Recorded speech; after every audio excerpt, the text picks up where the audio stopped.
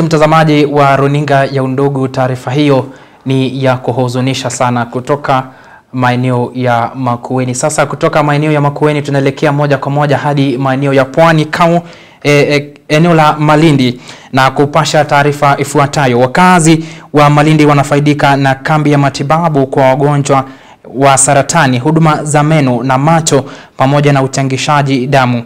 Mpango huu ulilenga kuwafikia watu wasio na uwezo wa kupata huduma za afya katika jamii.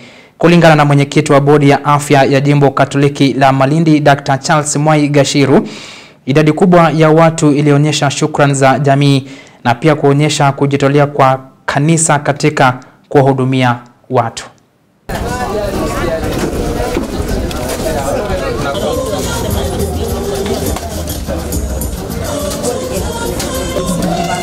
The community kutoka jimboni, na ni ya muhimu sana hapa Mbutwani. Tumeiweka hapa town ili tuweze kufikia watu wote, hasa wale wajiwezi. Shukuru serikali sababu tumeungana na tumeshirikiana vizuri sana kufikia hawa watu wenye wajiwezi, ili at least today they will get ease of their pain, those who have financial challenges. Shukuru sana wakazi wa Malindi kwa sababu wamejitokeza kwa wingi na bado wanaendelea kuja. Wamerauka asubuhi na mapema, bado tunaendelea kuona.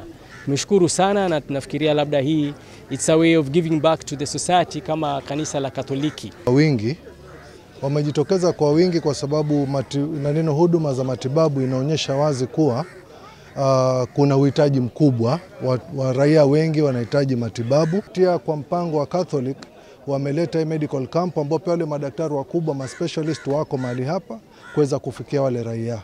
Kwa hivyo huu ni ushirikiano ambao umeendelea vizuri na tunataka watu wengi waendelee kushirikiana na Kilifi County Government kufikia raia katika njia kama hii. Wamejitokeza hii leo ikiachilia kwamba kuna uhitaji mkubwa katika jamii kuwasaidia wasiojiweza, hasa zaidi katika kitengo hiki cha matibabu.